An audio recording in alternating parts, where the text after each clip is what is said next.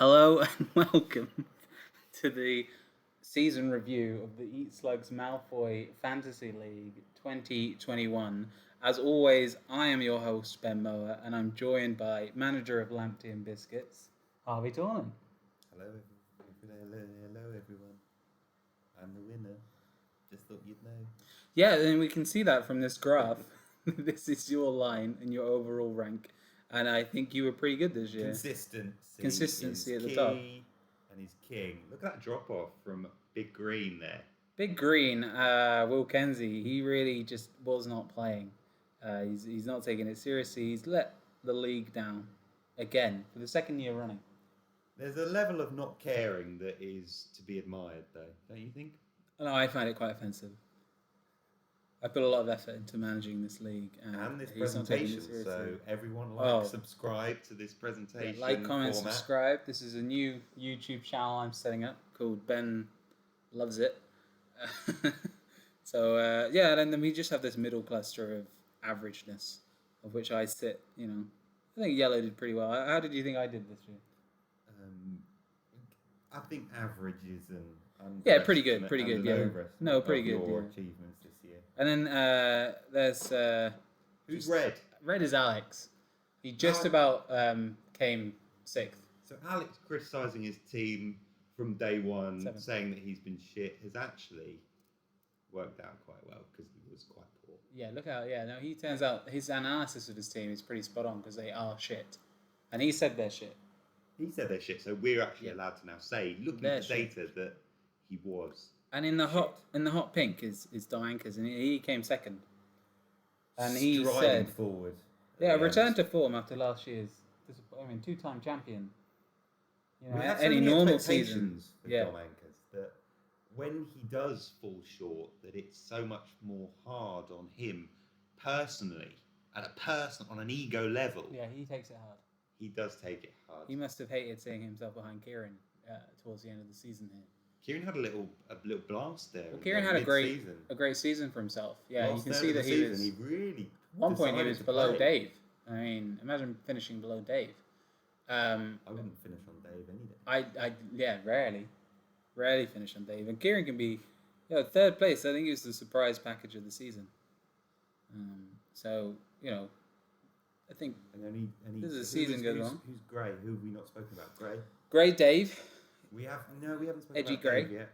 Yeah. So Dave's was a downward trajectory. If we would, he started really poorly actually. I mean, he was really fucking. He was very. At the beginning. I'll tell you, he was very keen on the Chelsea players that were recently signed. Big Werner fan. Big Werner fan. Big Havertz fan. Yeah. Not only in the group chat, but I feel in his team as well. And once he come to the realization that they weren't going to get him points, that Chelsea under Lampard weren't very good, he suddenly decided to play fantasy again.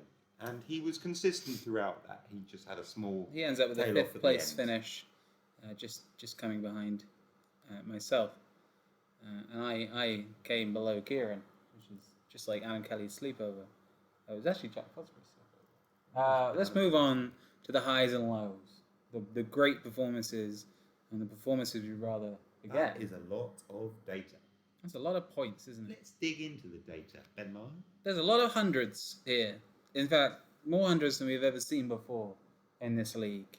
Really? And including a league high of 147 in game week 35. I mean, how do you feel about that game week?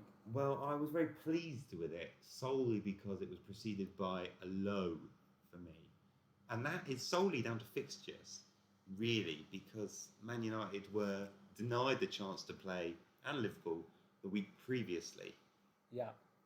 And so I very much benefited from that realignment of the fixtures, and I'm very pleased with myself for choosing to bench boost in then as well, even though the bench boost didn't give me a huge amount more points than I would have already gained, but still pleased. And then, the other end of the scale, we've got Will Kenzie game week 29, 3 points, which is about a quarter of a point a player. It's diabolical if we have to. If we had to put a word. We had to comment on it. Yeah, and I think the less we comment on the 3 is better for Will and his ego. And he remains the only manager to never score 100 points in a game week. very close in though. any season. So close. It's so close. With the So 99. close. 99, game week 35. He thought, the fans of Will's team thought he'd done it, and they just fell short. Just to visualize that, there's your 147. This is everyone that scored over 100. And I think everyone that took it seriously this year scored over 100 points. So I don't think anyone's missing. I think so. So yeah, we've got Ciaran in the orange. Ciaran in the orange, me in the yellow, Dom in the hot pink, Dave in the edgy grey, you in the cool guy blue. We're just missing Alex in the dad bod red, and Will in the jealous green. So I mean, in terms of lowest week point total, and this is everyone that scored under 20 points in a game week. It's a lot of green. This is more of the. This is more where Will shines. It's okay, Will. Don't worry. Yeah, it's okay. No one's judging you too much. And then it's because he chose to do this slide specifically to. Well, this was here last year. I can't comment on the data. Ciaran in orange is there too. So Ciaran also, I think. Escape. Oh, considering he came third, that's a massive slip up. Shame. Then we've got our game week ranks. The lower the lower the bar better. here is Lower the better. better. I struggled with The this furthest you finished up in the game week. So I finished in the top 2,000, which is nothing compared to last year when Alex finished in the top 400. Yeah, so shout out Alex for that. But also me for winning, for having the lowest game week. This year, Yeah, small shout out, but Alex still Big reigns shout out. supreme on that. Big shout out. And then a returning award, the Rafael Benitez Award for the most tinkering. The tinkerer. Tinkerer. The tinkerer. And this year there was a standout winner with 50 transfers and a whopping 68 penalty points for the amount of transfers. Could have cost him a lot of points in the league. Yeah, Alex Harvey here. I don't know the thinking behind that many transfers. I think it's a lack of thinking.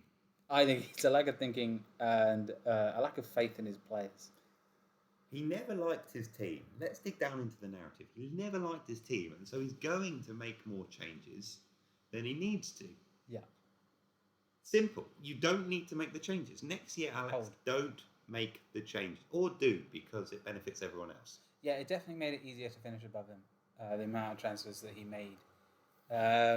Second place, Dom, but Dom uses 41 transfers, but doesn't have as many hits as Ciaran. Dom's a smarter player in that way. I mean, Ciaran's actual number of hits, minus 40, considering he made the fourth most transfers, that suggests a naivety. But this graph suggests that we should aspire to Will's lack of penalties. But I think we can probably draw information from other slides and say that Will didn't do that well, and we don't want to replicate what Will's doing. I'm surprised with the amount of penalties I took. I don't remember making those penalties. Yeah, you took minus 20 points. It really eats up, doesn't it? Yeah, it does. It does eat up. Alex would know that very clearly. So another returning award, the Gareth Bale Award, for the person with the least interest in the thing that they're actually partaking in. Yeah. And I think you can see from this graph, but just to make it clear, Will Kenzie made 5 transfers this year. It's just a massive lack of effort. If you think that he looked at his team on average 5 times this year, I think it's maybe his eyes are on other things. Eyes are on other prizes. You have to respect someone that. Maybe he was doing the Champions League fantasy. Yeah, or fantasy league. Yeah, who knows what Will's been up to? But he hasn't been making transfers, that's for sure. No, he's got more of a life than making transfers in fantasy, or even looking fantasy. Maybe that's a win, maybe that's not. And on to the worst manager award. So this is calculated on the amount of points they had on the bench. And I'm actually the worst manager. Yeah, you are the worst manager. Let's just put that into words. Well, yeah, but I did win it last year though. Equally the worst manager. I just had too long an off season, I think. I drank too much champagne, all kinds of things. You don't buy champagne. This means that Will's the best manager. So exactly. So different metrics, different values. You know? So on to best manager, because we don't want to spend too long focusing on who did worst. I think we should, but let's move on. Unless you come out on top, your use of chips here gave you 11 more points on average than anyone else. His use of chips. I mean, that's pretty good management all round. So if you even out that 11 points throughout the whole season, does that give me score that I gained at the end? No. Okay, so those stats don't mean the things that I think they mean. No, they don't mean the things that you think they mean, no. These are very much just what I decided to look at. Yeah, these are bar charts that Bar don't charts. mean anything. Bar charts that don't mean anything. If you've got this far in the recording, I'm surprised, because there's a lot of data here. You were a lot nicer last year. I was, because I was overwhelmed with the information. I thought I'd be nice, but I think I understand the data, contrary to what I'm saying, more this year. Oh, right, okay. And having won this year, realised that the data isn't all that. This is quite upsetting to hear, but you were the best manager. Thank you. So we get on to the best use of captain. There's a lot going on in this side, and I'm not going to explain it. Okay, but we can see at the top is myself, followed swiftly by Ciaran Saville. So you got 301 points from your captains, which is 6 more than Ciaran managed over the course of the year. What goes in your head when you're picking a captain? You know, I see who's the best player in the team, who's going to score the most points, and then I just press the button. It's not a lot of thought, whereas I can see a lot of people have a lot more thoughts on who should be their captain. Oh yeah, I chose 22 different players to be captain, which is almost twice anyone else's amount of captains.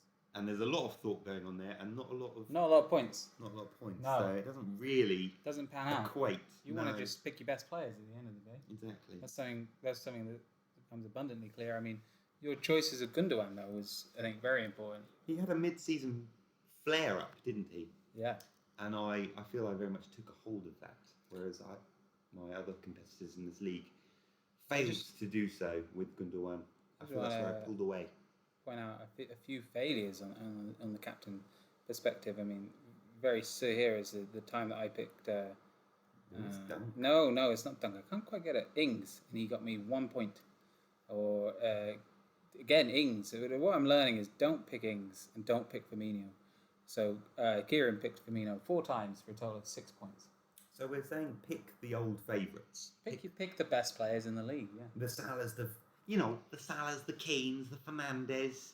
Yeah, absolutely. They're the big 3. Don't pick Firmino. Never don't pick those 3 players. And actually, the captain points follows pretty much with what we see in the league.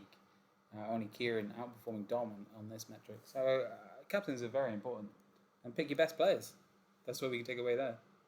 So next is the Friend Award. How do you say that? Ooh, Friend. Oh yeah, that's good. So this is going to go to the person that just stuck with the same player for far too long. Ciaran started Patrick Bamford 37 times. Too many times, let's be honest. He didn't have that good a season. You'd think that they'd have a relationship after 37 times. It's a lot of times. No one else really used any player that much. I feel even Will, who stopped playing. I do feel starting Salah is okay. I think it's the nature of the player. I don't think that's a particular damning indictment on the player, but I think starting Bamford 37 times out of 38 too many. Is too many, because he's not that player that's going to get you those points. In terms of most captained, Will came out on top of that. He captained Fernandes 18 times. But again, if we dig down into the narrative and the stats, we know that Will gave up. Yeah, he did. He did give up. So next is the Ben Mower Award for the person that spent the most time on the bench. And there's a real standout winner. Will Kenzie picked Fabry on the bench 38 times. That's every single game week. I don't even know who Fabry is, so no. I think that speaks volumes. No, I'm definitely. If you look at the names down here, you've got Jed Steer, Alex McCarthy, Keenan Davis, Erling Nyland. I don't know who these guys are. No, there's a couple of keepers there. McCarthy, Nyland, Melier. Melier feels like a wrong... In fact, most of them are keepers. The only ones that aren't are Aurier and Davis. So... Oh, is Fabry a keeper? Fabry's Fulham's substitute goalkeeper. Oh, is he? Yeah. I didn't know that. Well, why would you? Exactly. Will didn't even play it. As in Fabry, I don't think played a game. No, I don't think so. So well done, Will, for just pinching this guy all season. Of all the metrics to hit, Will is hitting these data metrics at the top. If you perform in an extreme manner, you will win a lot of these awards. It turns out. The next one is the accountant, which you take the crown. So you ended up with 2.1 million more squad value than any other player. But what's interesting is that Alex is second. So it doesn't necessarily mean success having an expensive squad. Will made money though. Will made 0.1 mil. That is impressive. No, he's not a tinkerer at all. Considering the season. That's Impressive to be appearing. Who made the most transfers throughout the season? That was Alex actually, and again he's second on squad value. So he's trying to hit some metrics big. Yeah, he's trying to get there, but he hasn't really picked up many awards. He hasn't. No. He won't be happy about Big that. Back Red has not made. There's an award for him, I'm sure. Next, it's the Mo Walsh Award. This is the third season we've given this one out. And what is the Mo Walsh Award for? It's the funniest typo in the group chat. Funniest typo. And for the third year running, it is David Lowe. This year, can you guess who that is? No, it's Aaron Ramsdale. It's when you know it, you see it. But David, please. In the same way that Mo Walsh and last year's winner Didier Frogger aren't necessarily that clear, you've got to wonder what's going on with his typing. Other things on his mind, clearly. Always types too fast. Making beats. I've said that about Dave for years. Making beats. He doesn't have time for getting players' names right. Yeah, and that's true. And that is sincere, by the way. He released a new single on Friday. You can check that out on some website, I think. Moving on to the defeat from the jaws of victory. I mean, this had to be awarded because this was just such an incredible failure from Ciaran. I mean, 95 points in the game week. Got 3 players to play, and you end up with less points. And he still disputes it. And he doesn't dispute this one. Oh, is this not? This is not even the one where he didn't get 100 points. So he did later get 100 points, but with -8 to 92 in reality. This is where we see Ciaran starting off a season with such flair and flamboyance. Yeah. Not only, I'm sure, because he uses his chips so early, consistently. He's an early chipper. Everyone's always said. He's an early chipper. Premature, perhaps. Premature chipper. Yeah. Premature chipper. More of a derogatory term. Premature chipulation, I think is the technical term. But 95 to go down to 94 is quite something. This is humiliation. 3 players and he gets minus points. That's humiliating. If you didn't think it was humiliating, Ciaran, it is. No, it definitely is. You should be ashamed as always. If you've got to this far in the recording, which of course they are. Of course. The next award is the Wow Wow Award. And that goes to Alex Harvey. He just bitches about his team like a motherfucker all the time. Yeah. It's kind of annoying. Can you do an impression of Alex bitching about his team? Oh, this is fucking just terrible. I just fucking hate it. I don't even know why I bother.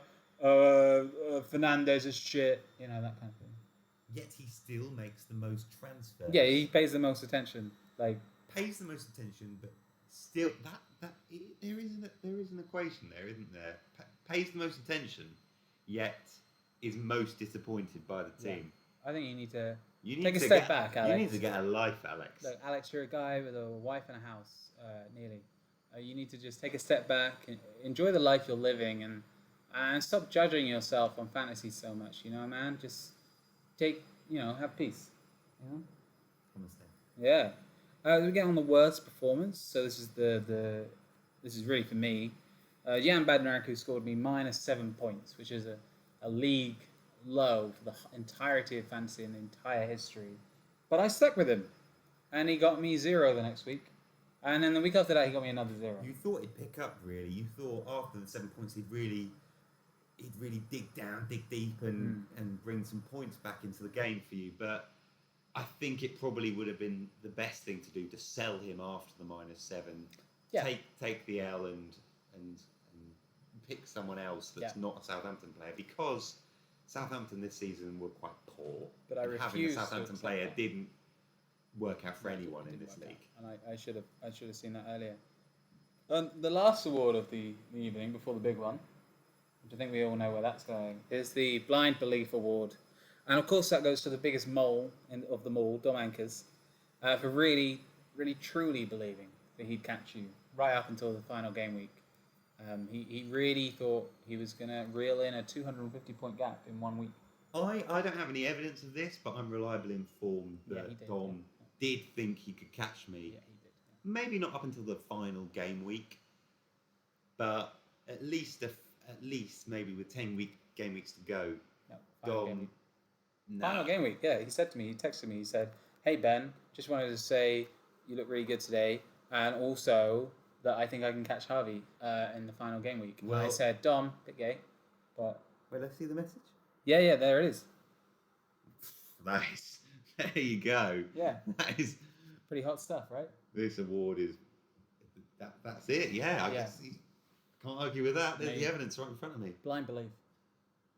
Blind leading the blind. Yeah, exactly. And so it's time for the last award of the evening. The champion of Eat Slugs Malfoy in its 4th season. The first 2 seasons were won by Dom, and then the next season by myself. So I pass on to this trophy onto you. And what a great season you had, finishing in the top 2,000, 3,000. top 3,000. Top I mean, 3,000. what a fantastic performance. Outright leaders from game week 2. Did you know that? All the way from game week 2. There was only Game one week game 2. week that you didn't finish on top of the league. It's You won all but 3 Manager of the Month awards. Just an incredible performance. it's annoying because I didn't try any harder this year than I do any other year, Right. which I guess leads us into the hope for next season for any players that you can all try as hard, and sometimes it just works. So, final side. Here you are. Here's your point tally. 2528, a record in the league. Who loves that team name? Am I the only one? Yes. Did you come up with it yourself or did you find it on the internet? I came up with that myself, and I've told a lot of people that I came up with that myself. I think it's evident in the name. No one else will have that in fantasy football. So I'm going to say goodbye to my bubble-headed friend and pass it on to you. Thank you Champion very now much. of the league. I'm holding it aloft. He is holding it aloft. And that's the end of season review. Thanks very much for watching all 21 minutes and 53 seconds. Is that See you next season.